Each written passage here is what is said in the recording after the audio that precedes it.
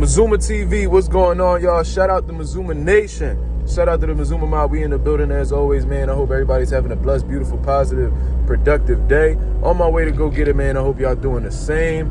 I know I am. On the road to 1K, man. We almost at 900 subscribers, man. Big thank you to everybody who's been tuning into the lives, tuning into the videos, and just been showing their overall support, donating to the channel, buying the merch. I appreciate it very much, man. We got goals. We're going to keep grinding. If y'all guys didn't see my last live last night, man, go check it out. We spoke on Adrian Broner. We spoke on just about everything, man. We had we had the jokes in there as well. So if y'all ain't see it, man, go check it out. What I want to talk about today is something that I had seen on boxing media outlets, on Twitter, you know what I mean, now it's known as X, Instagram, YouTube. According to Errol Spence's team, this didn't come directly from Errol Spence, but according to his team, they're willing to accept the rematch regardless of weight. They feel like it doesn't matter. You know what I'm saying? If y'all guys haven't been really keeping up with what's going on between the rematch with Errol Spence and Terence Crawford, Terence Crawford demanded that the fight be at 147 pounds. You know what I mean? In all honesty, and I put a video out about it, man. That shit go over 1,000 views. I appreciate the support. I was saying that he was using it as a tactic to get Errol Spence to fall back and not pursue the rematch because Errol Spence has a history of saying how hard it is to make 147, that it's a big sacrifice, that he can't wait to move up to 154, and hopefully they can make the rematch happen at 154 pounds. So I think Terence Crawford tried to take advantage of that and maybe thought, all right, man, maybe if I try to do this rematch at 47, he'll reject it, and then we could just go our separate ways. But obviously that's not the case, man. Errol Spence is going to take this rematch at 147. He's not going out. He's not going out quietly. You know what I'm saying? If he going to go out, Terence Crawford going to have to dominate him again. You know what I'm saying? So that's what it's looking like. Now, I don't know exactly why they're exactly taking this approach. I feel like it's more of a pride thing than anything. I think it's more of his just competitive nature. You know what I mean? I just feel like he doesn't want to go out. He doesn't want to close this chapter with Terence Crawford with just a single loss. You know what I mean? I think he wants to give it another go. And a lot of people looking at it as crazy. A lot of people looking at it as stupid.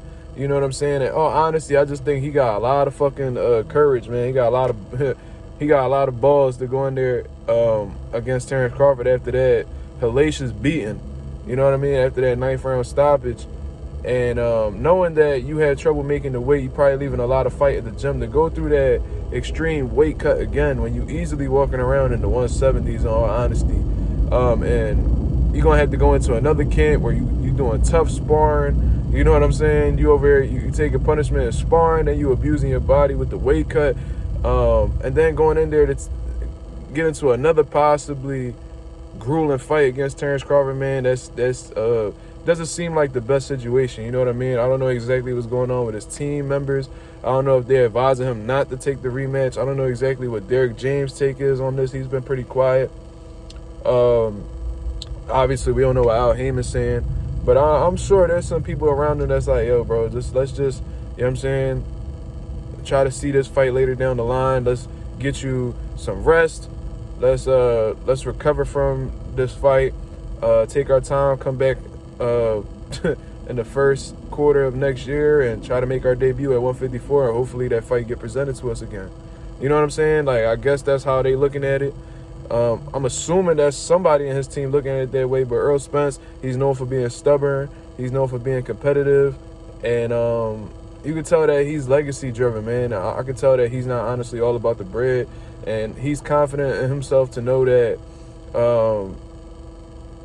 he feels like he's still one of the best fighters in the world and could still beat Terence Crawford despite the bad loss that he took against him. So it's an interesting conversation, man. It's honestly surprising. I thought Errol would have walked away as soon as Terence Crawford offered the 147 rematch.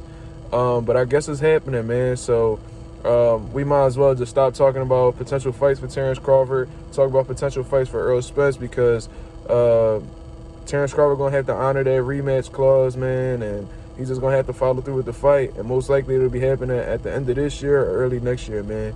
Y'all let me know what y'all take is on that. This is Mazuma TV. Shout out to Mazuma Nation and the Mazuma Mob. We'll be back with some more live.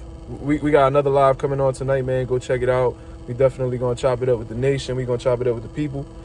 That's my take on everything, man. Shout out to Mazuma Nation and the Mazuma Mob here, man. Peace.